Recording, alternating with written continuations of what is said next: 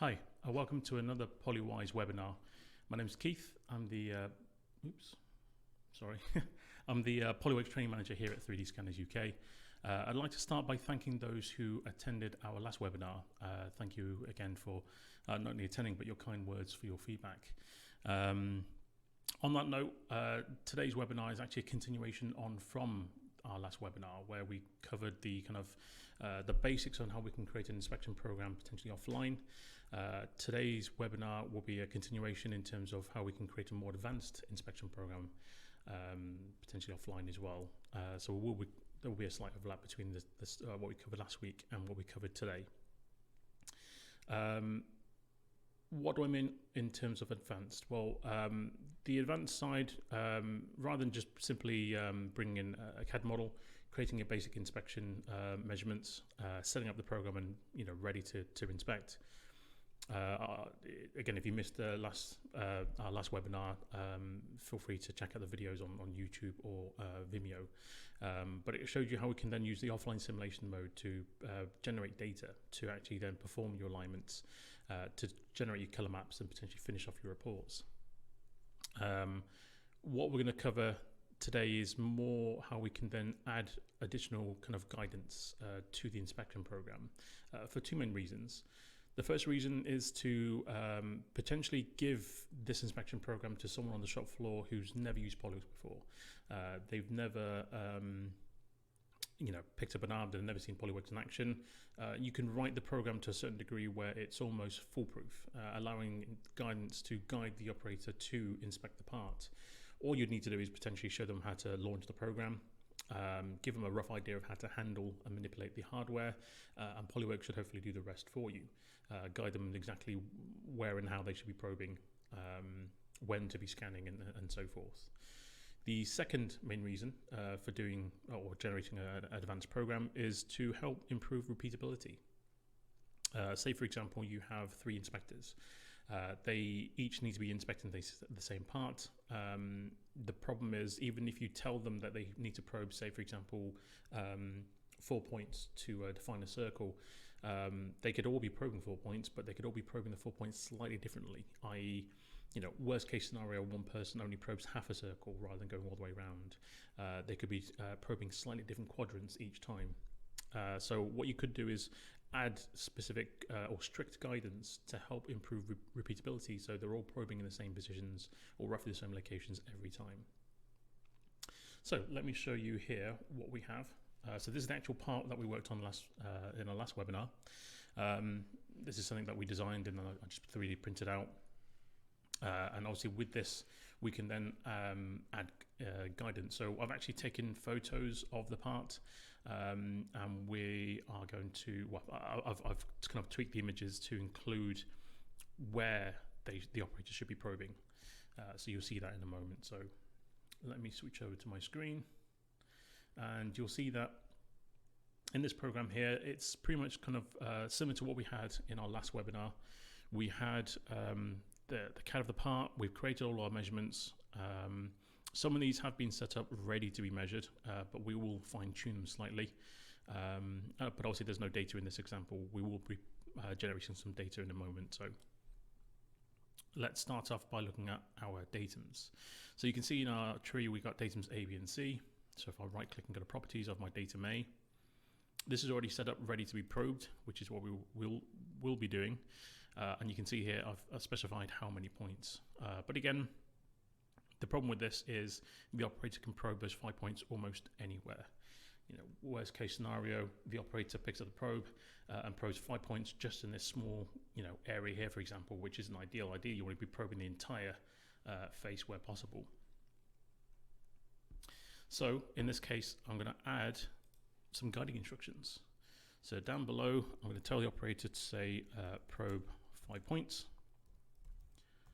spaced around the border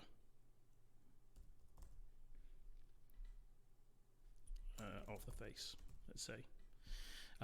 If that doesn't make complete sense, then what we can do is take it a step further again and even add an image. So let me just tick on the image option and let me import an image. In this case, this image here,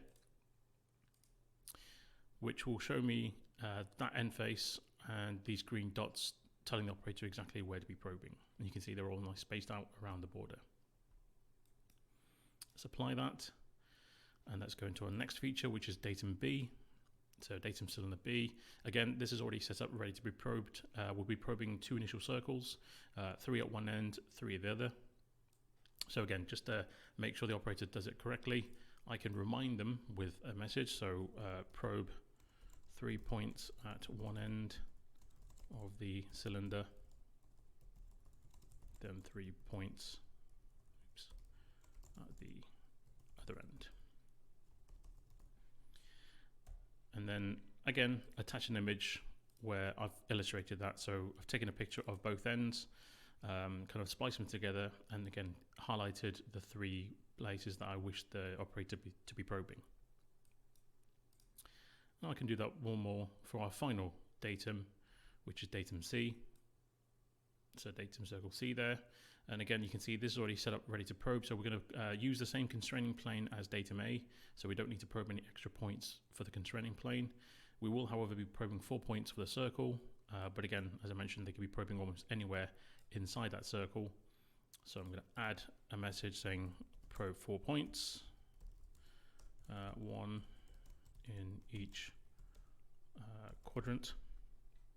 And then I can say, well, I can add an image of that top hole with our 4 points. Now, when we come to actually inspect this, this will pop up on screen as well as the guiding instructions along the top. You'll have the photo pop up at the bottom here. You can modify that if you wanted to. You can send it to the right bottom, top right, top left, or even fill the entire screen if you wanted to. But the downside of that is then you wouldn't be able to see the CAD model. So let's apply that and then close. So with that, that obviously allows us to guide the operator to probe where we want them to. The only downside with this method is they can still completely ignore that. They can still completely ignore the instructions, the photo to guide them. They can still do a horrible job of probing where they want and not ideally where they should be. So let's take that a step further. Rather than having a visual guide as just a rough guide, let's now show you how we can actually force the operator to be probing in certain positions within a set tolerance if you wanted to. So with our circle 1, for example, which is this circle here, I can right click on that circle, go to properties. This one hasn't been set up yet, so let's actually set this up and jump into our probing options. So again, we can either get PolyWorks to probe a local plane, or we can force PolyWorks to use the same constraining plane as before. So let's do that. Let's use datum plane A as our constraining plane. We might as well tell PolyWorks that this is an internal hole anyway. Now, rather than just fixing the points and adding an image and message, which I can still do, I can add again probe 4 points, 1 in each quadrant, and then I can add the image and this image here. Now I don't know whether you can quite see that, but the 4 points aren't in the same position as last time.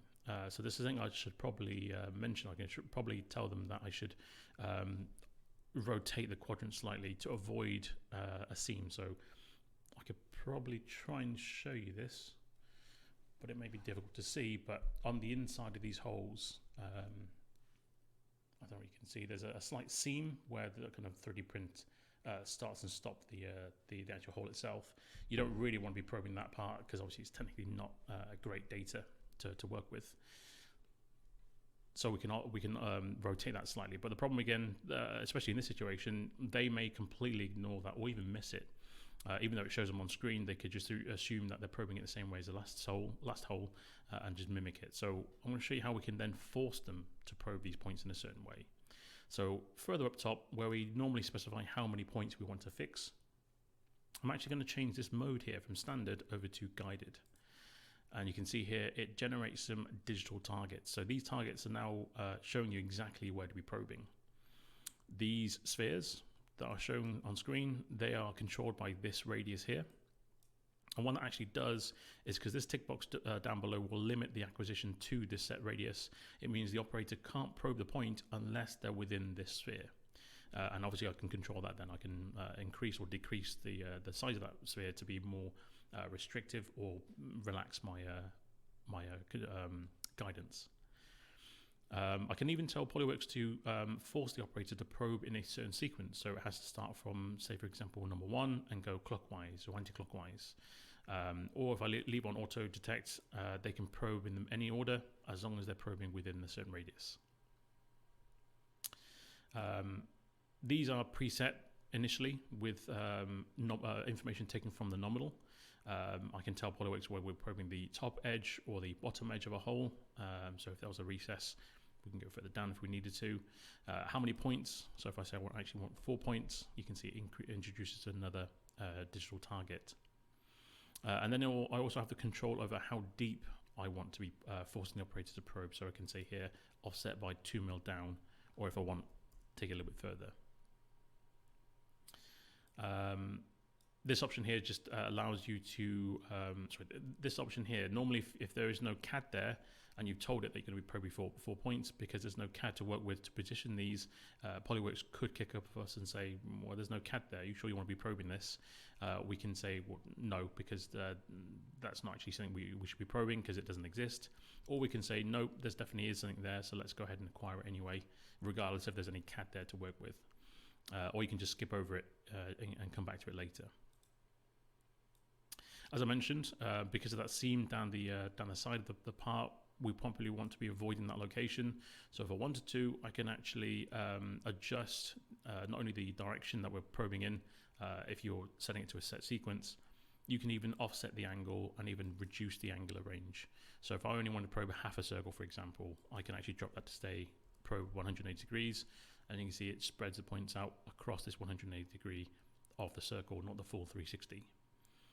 Before I go back to 360, I can say, well, I want to just rotate that slightly, maybe 45 degrees. And you can see there, it's now avoiding the seam on the right-hand side there.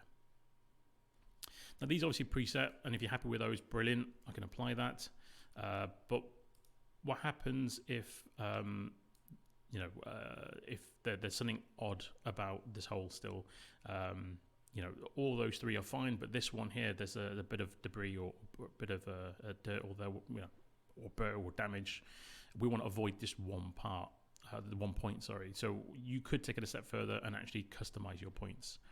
This button here allows us to bring up our measurement points, which will list our target points and their numerical positions. Now you can either, you can rearrange them to change the order, but again, we've got the order set to auto detect, so it doesn't really matter. But if you set it to sequence, then that will follow the set sequence based upon those numbers. This window actually allows you to do a couple of things. Rather than relying on these being automatically generated, you could wipe them all out and create your own. There's 2 ways of doing that. One method will be using this button here to anchor these target points wherever you like. So I can actually tell PolyWorks to probe, to the operator, to probe a point further down there, for example, as well. And it's just added an extra target there. If I weren't happy with that point, I could also use my hand icon here to simply drag that point into a better position. Or if I don't actually want it, I can just simply delete it either interactively, or I can select it from my list and actually delete it using the X button there as well. So if I use the rubber, I can actually interactively delete it. The other method would be to actually tell PolyWorks the other method is, say for example, I've already manually measured this before. So I've actually probed some points. What I could do is use this button here to turn what I've already probed points into these repeatable points. So I'm essentially forcing the next operator to mimic exactly how I've actually probed it first time round. Obviously, ideally, you want to be giving this to someone who's experienced, who's already measured this once, and then forcing everyone else to mimic that person. But I'm happy with these nominals here, so I'll leave them as they are. So that is all set up. Apply, and then close. Circles 2 and 3, we can do the same thing. So there's these 2 here. And this time though, I'm not going to bother with attaching an image or even adding any guiding instructions. To a certain degree, just those digital targets should be enough to force the user to repeat this process. The only thing I'd probably mention is, I said it's a probe, sorry. I have actually come across some people who can't quite wrap their heads around looking at a 3D model and correlating that to the actual physical part themselves. Even though PolyWorks will show you where they'll be probing and show you the image of the CAD, they sometimes can't picture where that actually is on the part itself. So that's where actually having a photo pop up on screen can be useful, because they can somehow link that a lot more closely, a lot more quickly to what they're looking at on the real part. So if you need to, feel free to add those that extra layer of guidance if need be. But otherwise, these digital targets should be sufficient enough. So same again, these are internal holes. Use guided points. Again, I'll probably use the same constraining plane as I did before, so data may. Or I could probe local ones if you want to. It's up to you. Again, let's probe 4 points around each hole. Let's drop it into the hole slightly, just to make sure that they don't accidentally slip and roll out. But even if that did happen and they pull the trigger, it shouldn't register because the probe should be outside of that hole. But yeah, and again, if we want to avoid the seams, we can again rotate it slightly, say 45 degrees. And again, we don't have to fill this in if you don't want to anymore, now that we have these digital targets to guide us. Circle 4, I'm not actually going to probe. I'm going to extract this instead. So I'm going to right click and go to properties. Tell PolyWorks to extract this. Now, normally I would leave this as the default values, but we have plenty of area to work with here. So I'm actually going to increase my search distance slightly to say 6 mil. And it's going to search on the edge, both on top and down the hole, to extract our plane and our circle from. We haven't got an alignment yet, so we can leave the data alignment blank and it will select the best one for us. We can do a best fit. We can leave the filtering options as they are. So apply and then close. Cylinders 1 and 2 are these two here. These will probe, so I'm going to highlight both of those and again set them up at the same time. Jump into my measurement tab and again set the method to probe. But I will in this case change the probing acquisition to guided again. You can see it's generated a load of targets for us on both cylinders. Now you can see some of these targets have little exclamation marks next to them. Now that's just a warning saying that's probably going to be difficult to probe, or if in this case probably impossible to probe because it's inside the part. So we'll go through these options here. So we don't need a constraining plane. Just a note, if you do set this to use initial circles, you can only probe 6 points using this guided option. As soon as you increase the number of points, then you won't get the guided options there. So we'll leave this on standard if you want to probe more. These are external cylinders, so let's choose external. We don't need to worry about constraining planes. Again, I'm happy with those acquisition points, but I do want to maybe increase maybe the number of points taken. So rather than having 2 lots of 3 points, let's have 2 lots of 4 points. Okay. But obviously, as I mentioned, the issue here is that's going too deep into the part. So let's actually fix that and actually set this to a set distance, or set depth, sorry. So I can actually say you have to probe these within, with a 25 mil distance between the top circle and the bottom circle. That saves you having to go all the way into the part itself. You can control which direction you're probing, so you want to go from top to bottom, or bottom to top, or top to bottom. There's an exclusion distance, so you can see here our point is right at the top there. So again, you could run the risk of rolling over the edge and taking a bad point. So I'm actually going to increase that slightly. Let's say 3 mil, just to drop it down slightly. Now we have another issue here where it's probably going to be very difficult to probe those points on the inside there. Okay, depending on how big the probe is, especially. So what I'm going to do is I'm going to reduce the capture region. I'm not going to probe 360 all the way around. I'm going to probe, say, 180 degrees around. But again, we have that same issue. So what I could do is rotate this around, let's say by 90 degrees. Okay, which is fine for circle 2, but circle 1 isn't ideal. We probably want to just rotate circle 1 on its own, which I can do afterwards. At the moment, we're in the properties of both cylinders at the same time. I can apply majority of these settings to both of those, and then when I'm happy, I can apply that, close, and then just go back into cylinder 1 on its own and just tweak that that rotation there. So go back into my measurement tab, and rather than 90 degrees, I should be able to type in -90. There you go. Otherwise, you type in your 270 or whatever it might be. So apply and close. Those are set up. Our cylinder here will extract this. So again, right-click properties and just tell PolyWorks that we're going to extract this. Again, I could have left this on the default, to be honest, but just to show you, we can set it up beforehand. Planes 1 and 2, which are these two planes on the outer faces, those two will be probed. So highlight both of those. Jump into your measurement tab and again set this to probe. But we'll use guided points. You can see there it creates you your digital targets to follow. Here we have some slightly different options compared to what I showed you before. Again, we have the same kind of order, guiding sphere, and the limit it to a certain limit the acquisition to the radius, and our measurement points from a nominal. But how it position these points would slightly differ. We have a pattern option. So rather than having it around the boundary of our plane, we can have it in a grid format, and you can see there it spaces them out every 10 mil. Normally that'll be overkill for what we need, so normally I tend to stick with the along boundary, and I want 4 points along the boundary. I can specify how far away from the edge do I want to come in. So at the moment they're set to 3 mil, which is probably fine. You can see we're not on the edge or over the edge, so that should be plenty. So again, they're set up, ready to go. And obviously this applies to any other kind of feature type, whether it's slots, circles, ellipse, rectangles, and so forth. Not just to these 3 basic feature types.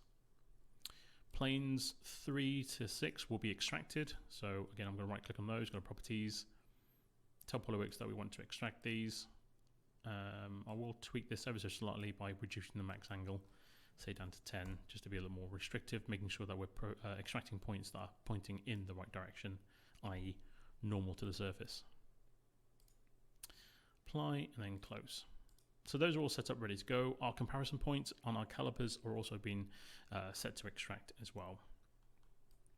So this has now some guidance to help improve, again, repeatability, or to guide our operator to measure this if they've never really measured it before. But I'm going to kick it up another notch. Some of you who've been using PolyWorks for a while, you've probably used the new piece tool. So the idea is, if you've gone through the process of probing, aligning, scanning, then probing some more features, and then obviously updating and generating the report, you can run the new piece tool. The new piece will actually shift all your data to one side, or delete it out to a certain degree, and then walk you through repeating the same process of just probing, scanning, then probing. The alignment will update automatically, the color maps, the reports, everything else will update automatically for you. That sequence of operations is recorded automatically in the background for you, and you are just, PolyWorks is just mimicking how you did it first time round. So if you probed everything, then scan, it will do the same thing. It will ask you to probe everything, then start scanning. But if you did a bit of probing, scanning, then probing, it will mimic that as well. That is actually called a sequence. You can actually create your own sequence if you wanted to. And we can do that by using this sequence editor tool here. Now, majority of times we don't tend to worry too much about this unless you want to take it up a notch, like I'm going to show you here. If you're doing a basic inspection like I showed you last week, just the running the new piece process is plenty. You don't need to worry about modifying or tweaking the sequence in any way. But if you want to optimize the process anyway, say for example you're going to probe certain things across your part, but you didn't do a good job of probing it in an optimal sequence, you're having to jump back and forth continuously. Instead, you can use the sequence editor to help rearrange that and actually modify it so you are probing making your way across the part rather than having to jump back and forth every time.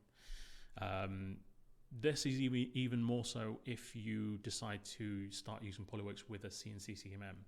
The sequence editor is the window that allows you to then add in your kind of go-to commands, tool orientation changes,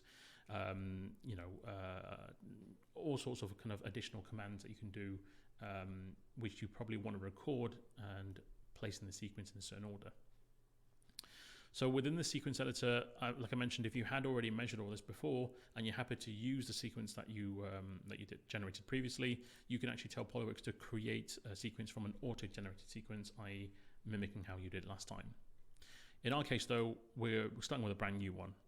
So one of the reasons why I'm showing you this here is we can add guidance to your measurements, which is fine when it comes to measuring that one measurement.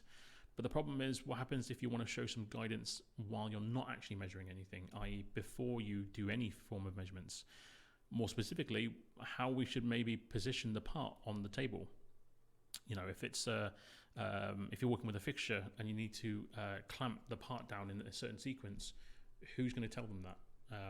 Obviously, you could yourself, but that's taking time out from your work. Instead, you can get PolyWorks to tell the operator how they should be positioning the part. So you could have a series of guidances showing them how to place the part down, you know, in what orientation, which clamp to clamp down in which order, and so forth. Because they're not tied to a measurement, there's no way of showing that without the sequence editor.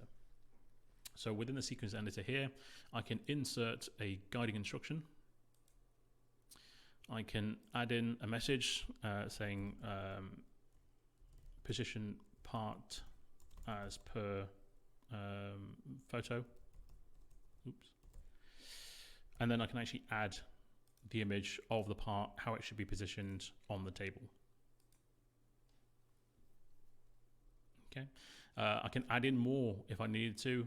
Again, if it was a clamping sequence, I can add in a couple of different guiding instructions to, you know, show them which clamp to be clamping in what order. You know, how it should be fixed down if there is no clamp, how you should potentially build up your custom fixtures and so forth. So yeah, we can add that in there if need be. At which point, there are then two ways of potentially filling in this sequence, how to you know, generate the sequence. We can either hit the record button here and start to measure our part, and while we do the measurements or alignments or whatever it might be, it will start to record those processes as you go through. Alternatively, we could simply just drag and drop from our tree into our sequence.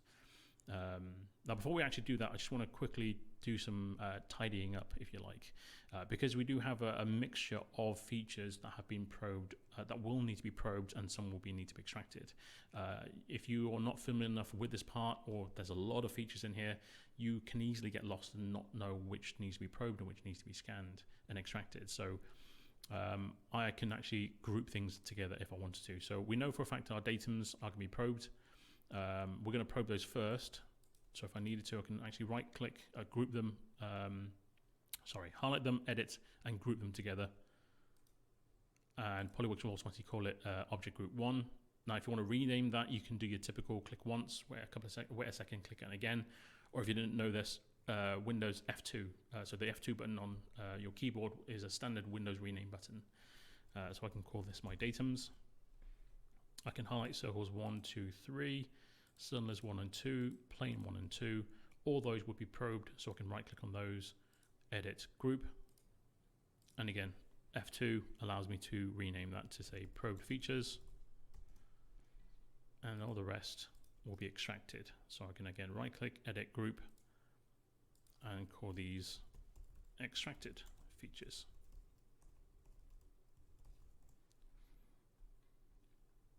Okay. Another little tip, one handy thing about having a group is if you wanted to highlight everything in the group, you can just click on the group leader and you can see everything in that group gets highlighted. Even if I was to right click and jump into the properties there, you'll see it will go into the properties of all those. But obviously the downside of that is you may have some conflict, so you may not see everything in there. So just keep that in mind. So yeah, with that tidied up, I can then tell PolyWorks I want to start recording this. So if I hit record now, it will start recording from this position. So you can actually drag that marker to begin wherever you like. So I'm going to start this after the process. So hit record, and this sequence will actually give you certain warnings and fixes by highlighting hovering your mouse over these little kind of exclamation marks, warnings, X's, crosses, whatever it might be. There'll be a variety of symbols in there that can then pop up. In this case, if I hover my mouse over it, it actually tells me what's wrong. In this case, that we are missing some context. So the sequence doesn't know what coordinate system you should be using. It doesn't know what alignment it should be using or what device position we're currently in. You can see here the fixer allows us to quickly correct that by adding those missing steps. So click add missing steps. You can see there adds in those options there. So we're using the world coordinate system at the moment. We have our device position. We don't have an actual alignment to our part yet, but there is always an active alignment, which in this case is just the original position. To begin with, we will obviously add in a new alignment afterwards once we start measuring something. So at this point, we're going to start by measuring our datums by probing them. Now, before I do that, I'm going to do two things. First of all, let's choose a device to connect to. So again, just to be fair with our vendors, I'm going to mix this up a little bit and say, let's use a Creaform vProbe this time. And again, I won't be able to connect to this without turning on our offline simulation mode. And with that turned on, I can now connect to our device. I can highlight my features, right click and say probe measured. Because this is recording, it will start to record the process as well. So you can see here we have our guiding instruction. We have our photo that pops up showing us where we should be probing. Okay, so if I hit probe, you can see it runs through process and probes all that by making up some data. And you can see straight away that has been added to our sequence. It's now recorded in that order. While we're still recording, and now that we have our datums, let's go ahead and apply an alignment. So let's go to alignment tool and let's do a datum reference frame alignment. Because I've already added some GNT measurements to datums A, B, and C, let's align to datums A, B, and C. And you can see that's activated our DRF ABC alignment. Okay. At which point I want to then continue by probing the rest of our features. So again, I could always highlight them, right click, say probe, and it will then go through and probe it and record it at the same time. But just to show you, I could also simply just drag the entire list in there, and you can see it will probe those features in that list. It's also included a group. So if I drag them individually or highlighted a group of them, it would drag just those in. But because I dragged the actual group leader in as a whole, it's even grouped them in the sequence as well. So you can actually group and ungroup things in the sequence as well. Easy enough. So you can see there, group, ungroup. Which is again quite handy because I can always tuck that away to tidy things up if need be. At this point, they haven't been measured, so we probably want to go ahead and actually measure them. At which point, what I could do is use this tool here. This is what we call the execute from marker, or the little running man icon, and that will just run through the sequence from where we currently are in this marker here. So alternatively, I can use the one next to it, which is the footsteps. This allows you to execute each marker step by step. So you'd have to actually hit either F10 on the keyboard or click the continue button to progress onto the next item manually. Otherwise, the running man would simply just run through it without any pauses. So that's what I'll do here. Usually it just quickly runs through, probes all those points for me, and they're all now measured. Because they're highlighted in green, it means it's executed that process. At which point, we now have everything we need probed. We now need to do some scanning so we can then extract the rest of our measurements. So again, let's choose let's start recording, because we want to make sure we include this step in our sequence. Let's add in let's connect to a Nikon scanner, for example. Again, connecting to that, no problem with our offline simulation mode. You can see briefly we've got a pop-up warning here. So if I simply hover my mouse over it, it's saying it's missing a scanning profile. Let me just add that. Okay, and I'm just simply hit start scan, and it's going to scan through the entire part. Again, making up data as it goes along.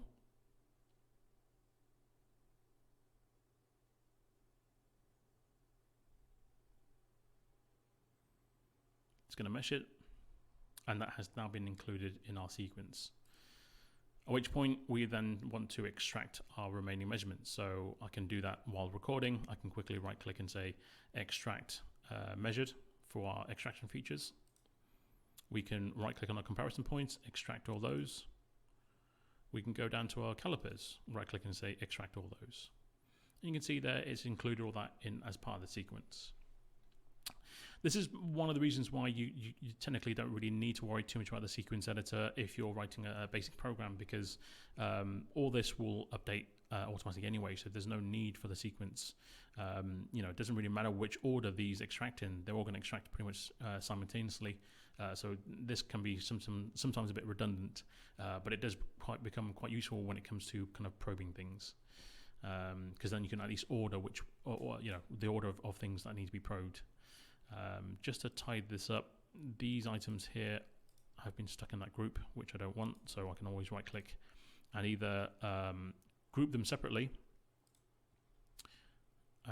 Actually that sticks it in a group within a group, or I can actually drag that, so I can actually drag it around, but I don't actually want to group in a group, so let's ungroup that.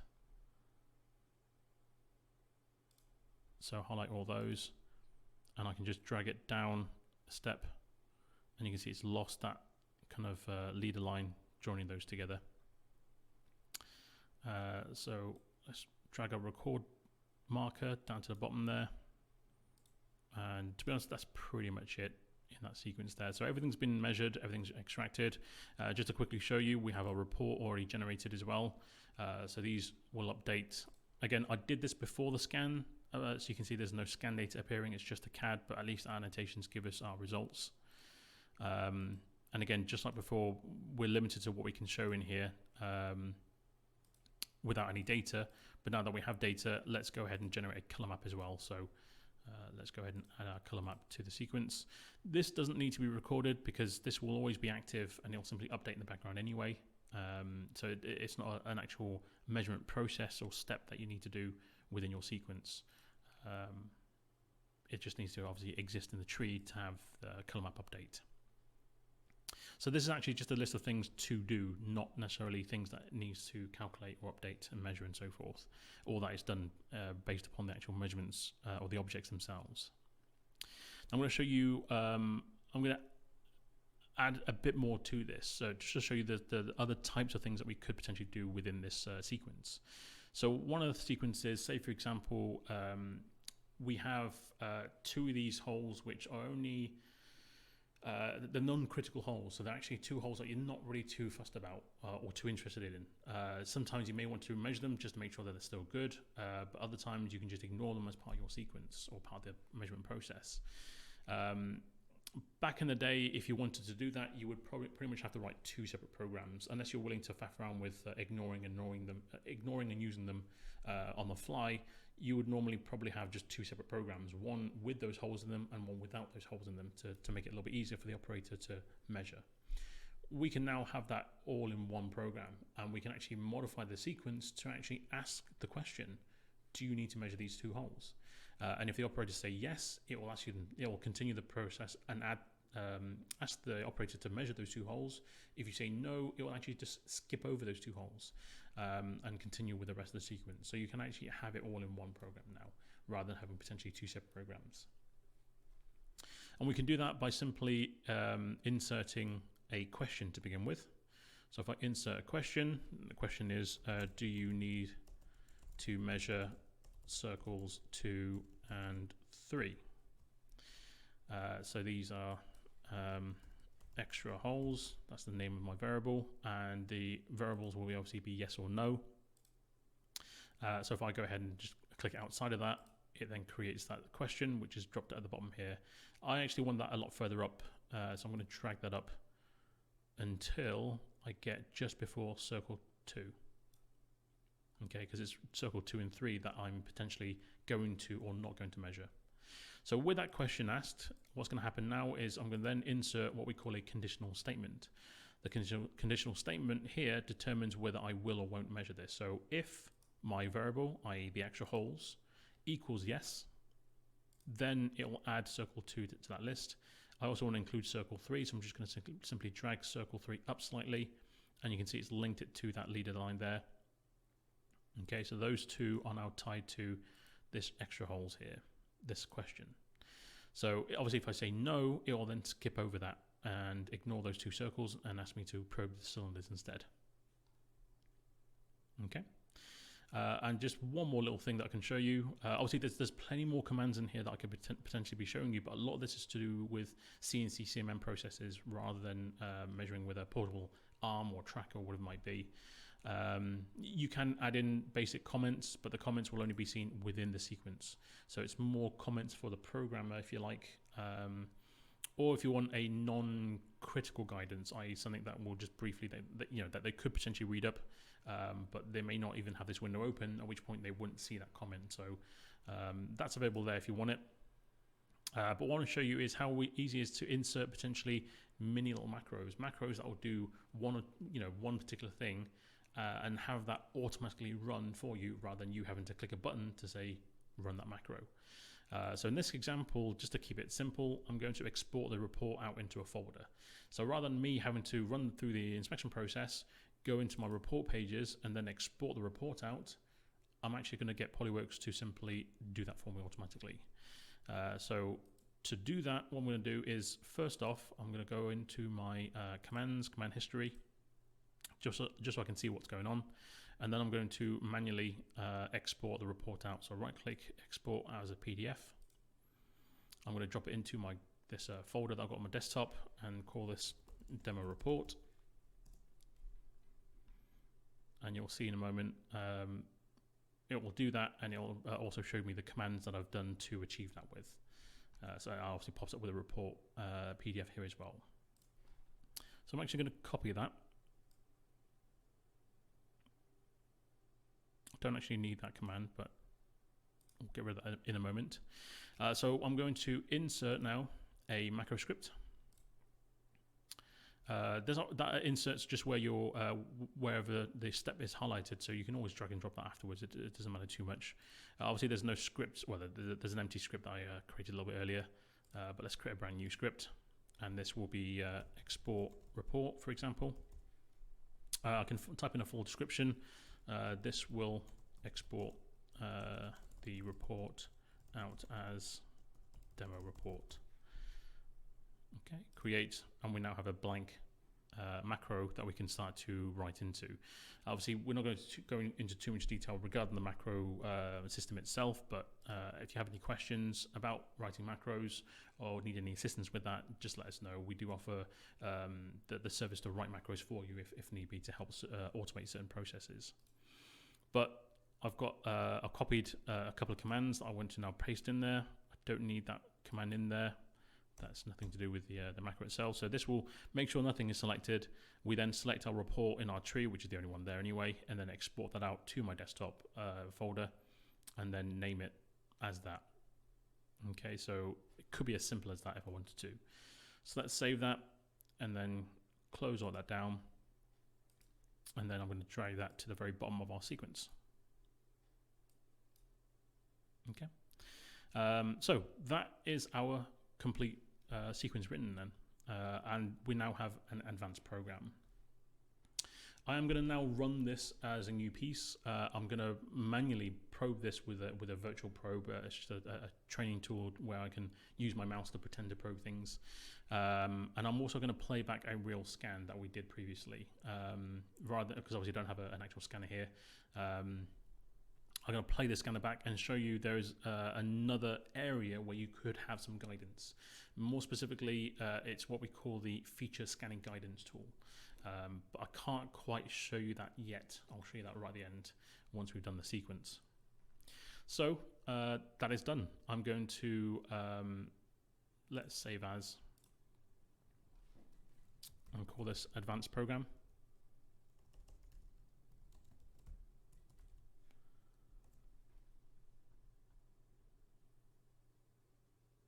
Okay, and then I'm going to run a new piece. But before I do that, I need to make sure that I disconnect from my offline simulation mode. Otherwise, it will just re-simulate everything again.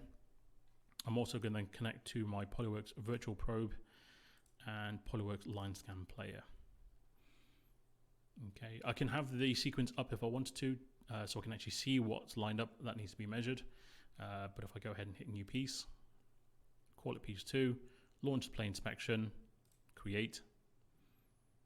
It's going to simplify the view, so it's going to hide well, it will do once we start measuring, but you can see here, before anything else, it will ask us to position the part as per the photo.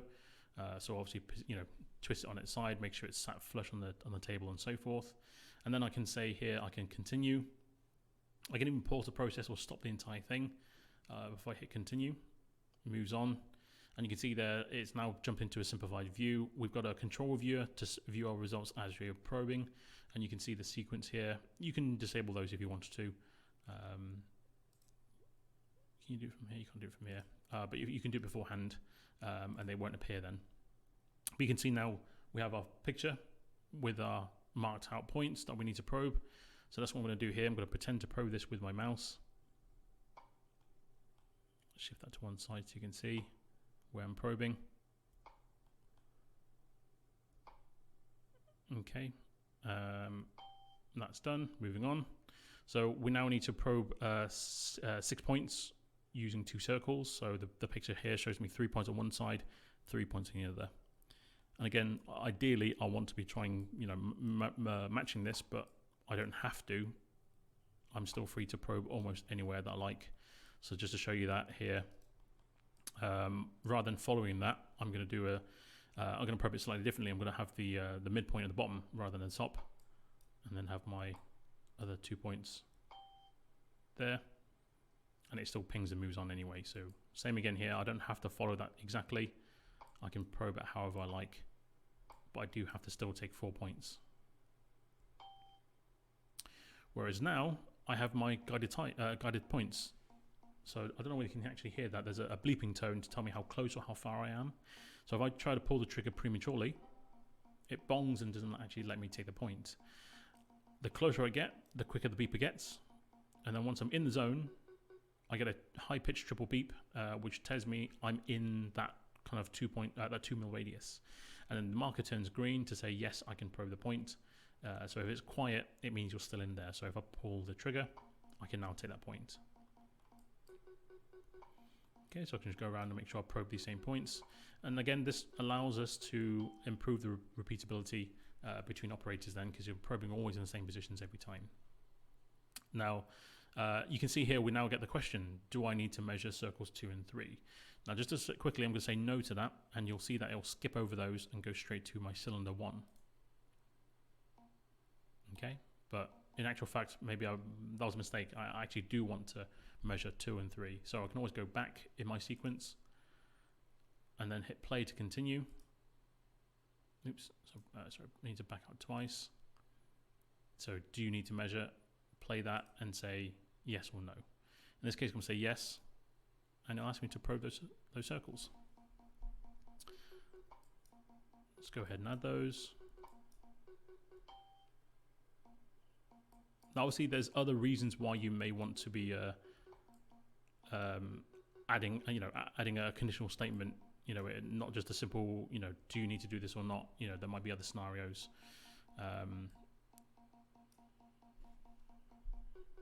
But let's go ahead and continue probing those. So there's no order to this because I'm not using initial circles. So I can go, in this case, I'm going up and around, but I can go around and then up. It's up to you.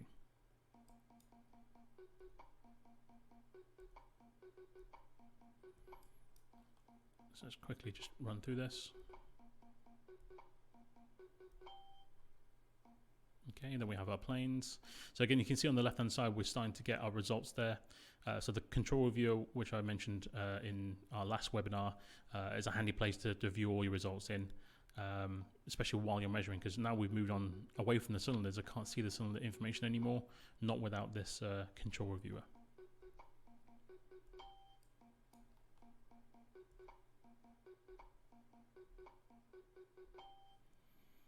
Okay, and then it's going to ask me to start scanning. In this case, I'm using what we call the PolyWorks line scan player.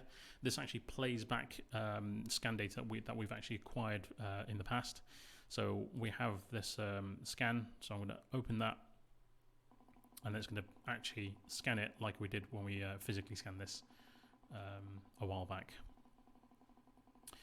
Now, sadly, I can't slow this down. I would like to show you this step by step, so I'm actually going to do this again, just the scanning process after we've done this, so I can show you an extra layer of guidance. There's a bit of a misalignment here, but that's fine. I can just keep it or delete it. It's up to you. Let that update. So it's only slightly out, but let's keep it anyway. It's not too important here.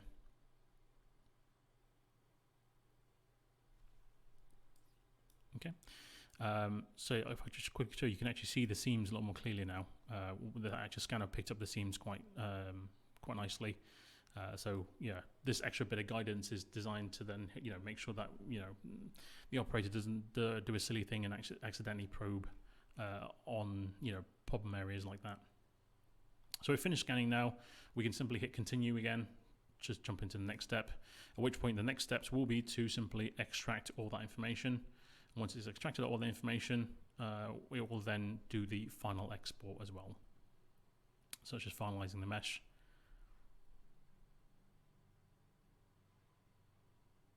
Extracting all our information. And then you can see executing the macro script export. And you can see there even pops up the report, just a preview there of what it's exported. Oops, don't do that. Close, don't save that. Okay, and that's our sequence run through. So like I mentioned, the extra bit of guidance that I wanted to show you was to do with the actual scanning process, and because we ran through the play inspect, it didn't give me time to actually show you in action. So let me do that now. I'm going to actually delete this scan out. Oh, actually, sorry, I'm just going to delete the elements that make up this scan so you can actually see it in action. So delete all that. And then I'm going to jump into my scanner tool, load in that scan file again. Everything in here should be fine. Let me pause between scans, start scan. So if you wanted to, you can see that it's obviously hidden the CAD out of the way, but we can see our features. But more specifically, we have this tool down here. This is what we call the feature scanning guidance tool. With that turned on, you'll notice that we start to get some highlighted areas. Okay. You can also see there's still bits of scan flowing around. So let me just clear that up. Hide that out of the way.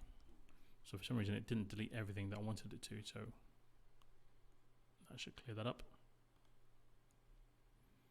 Excellent, let's go back into our scanner tool again, load in our scan file again. Let's hit start scan. It's still part of the scan file, so either way, you can see that we have these orange areas here. These orange areas are areas that it's using to extract the information from. So it's probably difficult to tell, but that there is actually 6 mil. So 6 mil across, 6 mil down, because we have a 6 mil radius extracting all the data around the area. If we had an offset extraction area where it avoided the edge, it'll show us that there'll be a small gap across the, tangentially. Within a width of whatever width we gave it, it'll do the same downwards. It'll have a little slight gap down before it then starts to select data inside. So this is actually showing us the areas that need to be scanned to match the extraction that we, the extraction parameters that we gave it. Now, this will actually start to disappear as you start covering the scan. So if I hit play now, and it does one pass, you can see that some of the orange there starts to disappear. You've also got these little tags just to give you an idea of that feature as a whole, and it tells you how many features need to be scanned. So if I continue with that, as you cover more and more of the area, you can see that orange tag has now disappeared. Our number of features have reduced there. So the idea of this is actually guiding you to tell you how much data you need to capture in order for you to extract the information. Now, the extraction parameters, these feature scanning guidance tool have a criteria that you need to meet before these disappear, and that's set by this drop-down arrow here and our minimum coverage criteria. Everything in here is pretty much set to 75%. So as long as you cover at least 75% of the orange highlighted areas, that orange target will then disappear, and it will assume that you now have enough information to extract from. You can be more restrictive with that. If you increase the percentage, you have to then make sure you cover more of the orange area before the orange tag disappears. At the same time, if you don't cover that, if you don't meet that criteria, it doesn't mean that it can't extract. It's just that you haven't met the criteria for this to disappear. For the marker to disappear. There could still be plenty of data there for it to extract and give you some information from. So, it is one of those guidances where you don't actually have to pay too much attention to it. You can still ignore it. But it's an extra layer of guidance that you could give the operator. So let me just run through, scan the rest of that. Oops. So you can see more and more the orange disappears. Our count has reduced. I'll let it play out.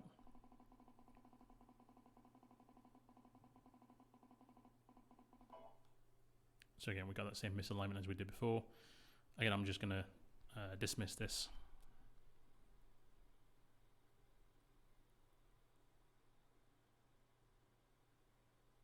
Reason for that could be a number of reasons. It could be the part may have moved slightly, the arm could have moved slightly. There could have been, it could be just a one-off and bit of vibration.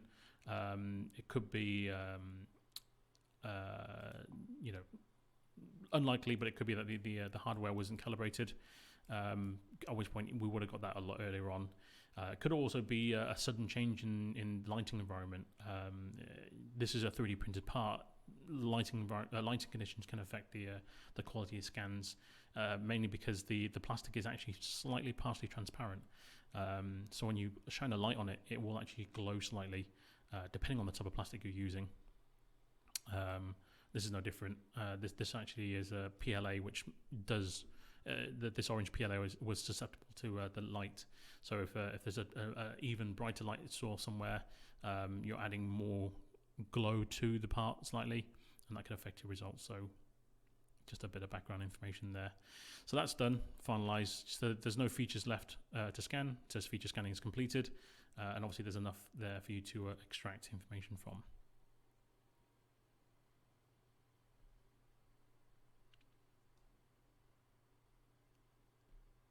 Okay, so that is a advanced inspection program.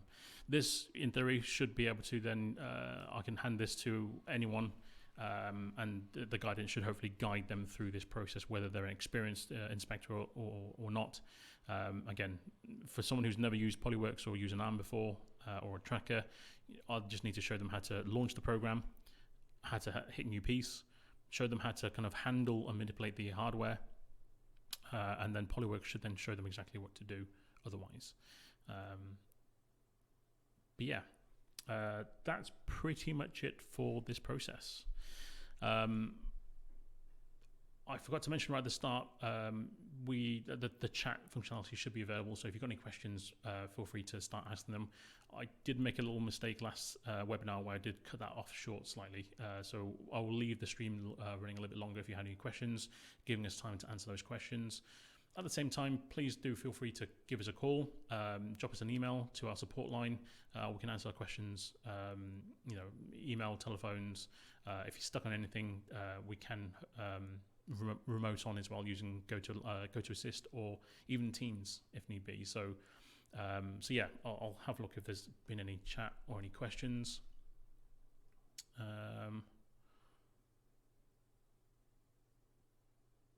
But yeah, the videos will be available after the webinar. So yes, so our last webinar has been uploaded to YouTube and Vimeo, and this one will be as well. So feel free to check those out. But yeah, otherwise, stay tuned for our next webinar. We'll announce what the topic will be at a later date. But again, feel free to get in contact with us before then if you have any questions. If you need any training, any consultancy, assistance with anything, again, please feel free to give us a call. But otherwise, thank you for watching, and hopefully see you in the next one. Thank you.